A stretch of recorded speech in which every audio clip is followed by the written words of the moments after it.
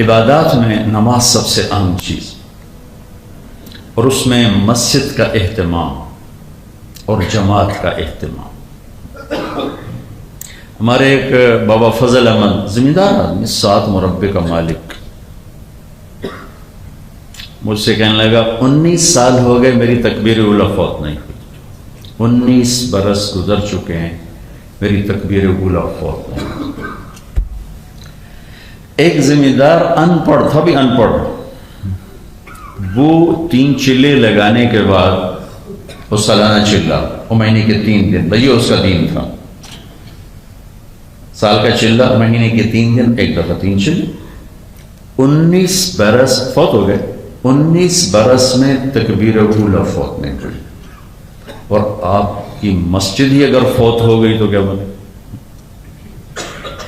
کسی عذر کی وجہ سے گھر نماز پڑھ لی، ٹھیک جائز، لیکن چلو بھائی آؤ یہیں جماعت کرا لیتے ہیں، دکان بھی جماعت کرا لیتے ہیں، دفتر بھی جماعت کراتے ہیں، سستی کی وجہ سے۔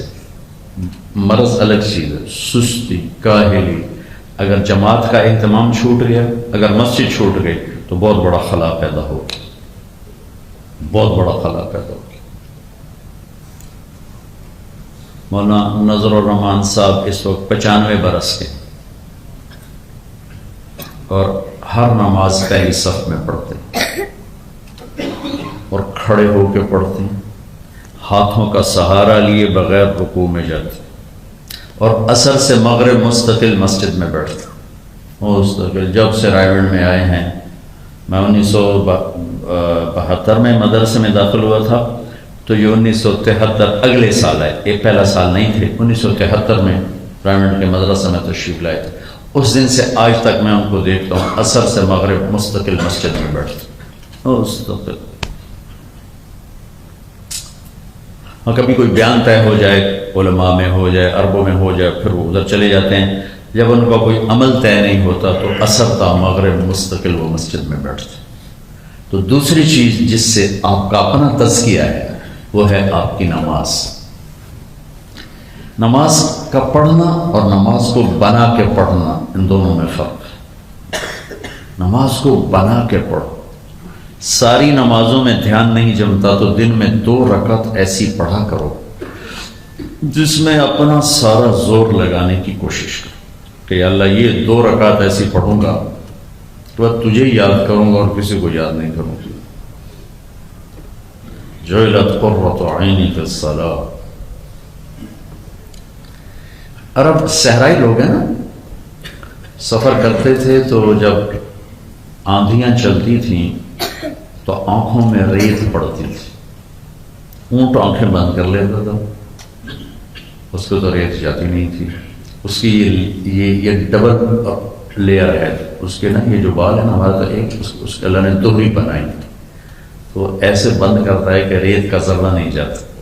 لیکن جو سوار ہے وہ تو آنکھیں نہیں بند کر سکتا، اس کو راستہ دیکھنا، تو آنکھوں میں ریت پڑتی تھی، آنکھیں جلنے لگتی تھی۔ یہ عرب کا محاورہ ہے، اردو کا نہیں، اس لیے ہم اس کی طاقت کو نہیں سمجھتے جب تک اس کے ماحول کو نہ سمجھیں۔ چلتے چلتے جہاں کہیں اس کو کوئی پناہ نظر آتی تھی، کوئی چٹان نظر آ گئی، کوئی درخت نظر آ گیا، کوئی پہاڑ نظر آ گیا جس کی اوٹ میں وہ بیٹھ کے طوفان سے بچ سکے، تو وہ اس کی پناہ لیتا تھا۔ اور سب سے پہلا کام کرتا تھا، اپنے مشکیزے میں سے تھوڑا سا پانی نکال کے آنکھوں میں ڈالتا تھا تاکہ آنکھوں کا ریت صاف ہو۔ وہ ریت صاف ہوتا تھا تو ایک دم آنکھوں کو ایک آسودگی محسوس ہوتی تھی، تو کہتا تھا الآن قرۃ عینی۔ تو اللہ کے نبی کہہ رہے ہیں ایک بدو کو جو وہاں آنکھوں کی ٹھنڈک ملتی ہے وہ ٹھنڈک مجھے نماز میں ملتی ہے۔ سبحان اللہ۔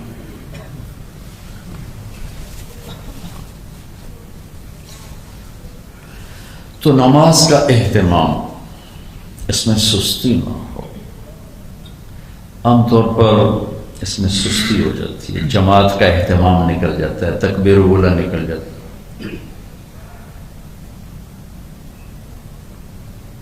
میں بھی کوشش کرتا ہوں میری تکبیر اولیٰ نہ جائے، کبھی سال میں 1 آدھ دفعہ نکل جاتی،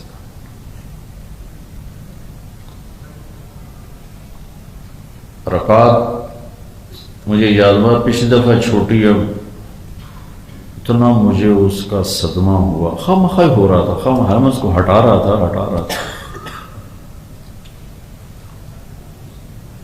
تو دوسری بات آپ سے یہ گزارش کرتا ہوں، نماز کو شوق سے پڑھنے کی عادت ڈال، اہتمام سے پڑھنے کا، باجماعت صف اول تکبیر اولیٰ کی عادت ڈال، تہجد کی عادت ڈال.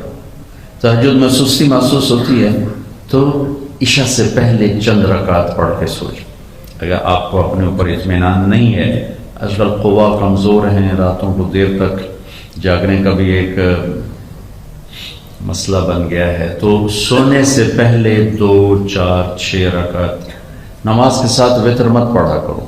عشاء کی نماز کے ساتھ وتر مت پڑھو، اسے مؤخر کر دو. جب سونے لگو اس وقت 2 4 نفر اس کے ساتھ وتر میں لا کے پڑھو، تو انشاءاللہ ہم بھی تہجد پڑھنے والوں میں شمار کر لیے جائیں گے.